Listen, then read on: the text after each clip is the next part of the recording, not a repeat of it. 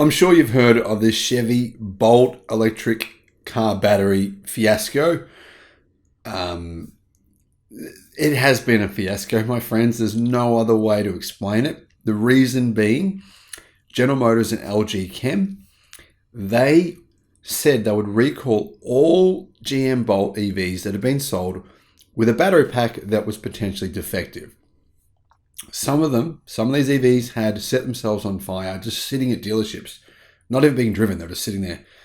So anyway, there's a recall issued. It's taken years to get through just about half of the vehicles. Now there's a lot left. GM comes out and says, no, we actually have a software fix for the cars. And actually it turns out it's not even a fix, it's just a way they can monitor them to make sure that, to see if they don't get too hot. So hopefully they can tell you to jump out of the car before it's about to set on fire. Now, of course, I joked there, but it's not really a proper recall. Basically, GM and LG both said we're sick of spending money on this. We want to find a solution. So here it is. However, the problem is that one of these Bolt EVs just set itself on fire, and it was bad.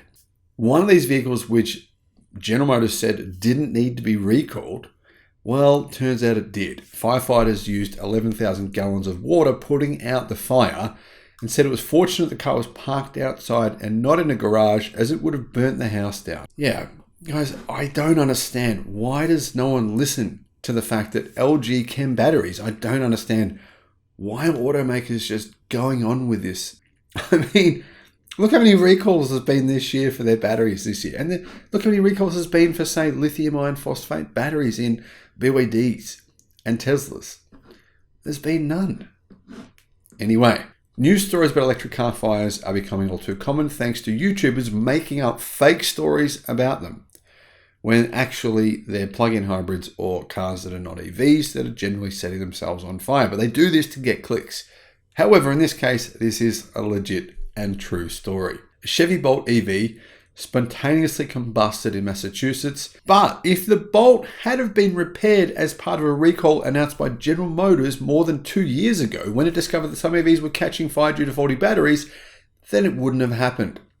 Well, hopefully wouldn't have happened. The owner of the Bolt in this case told reporters that the car had not been updated. He said, "They had no batteries to give us, so we were waiting for more than 2 years." GM originally announced it would replace the entire battery pack of every Bolt EV built between 2017 and 2022, but it changed its stance this year, saying dealers would now only install software to monitor the battery's condition, not even providing a real fix.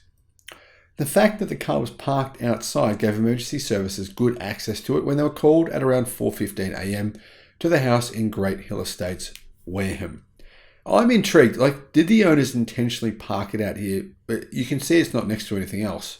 Did they do that intentionally, knowing or being maybe concerned that something like this could happen? Maybe. However, extinguishing the blaze turned out to be a pretty significant job. Fire crews managed to put out the initial fire and continued to wet the car down, but the car's lithium-ion battery ignited again 30 minutes later. This doesn't usually happen. The batteries don't usually reignite themselves of their own accord. Must have been a tremendous amount of heat there. In total, the fire department spent 3 hours on the scene and used 11,000 gallons, 41,600 litres of water to ensure the Bolt was no longer a fire risk. The team used a special hose attachment that slides along the ground under an EV's floor and cools the battery from below. The car had apparently already been charged, and the owner confirmed that the 2021 Bolt was not plugged in at the time. So the fire has just started spontaneously. It wasn't even hot. I mean, this was the middle of the night. Fortunately, there wasn't any injuries. No one was hurt.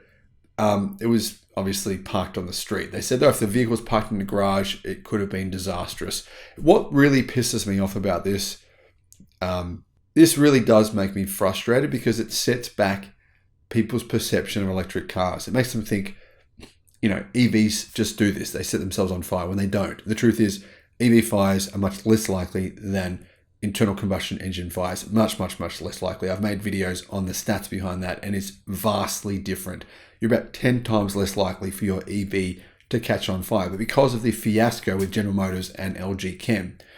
Because they've obviously taken forever to replace the batteries and then come up with some ridiculous software fix that doesn't even fix anything, we have cases like this, which simply give people the perception that EVs do this regularly when they don't. So I think General Motors here and LG Chem are doing themselves and all of us a disservice by simply refusing to accept responsibility for a problem that they created. Let me know your thoughts in the comments. Thank you for watching.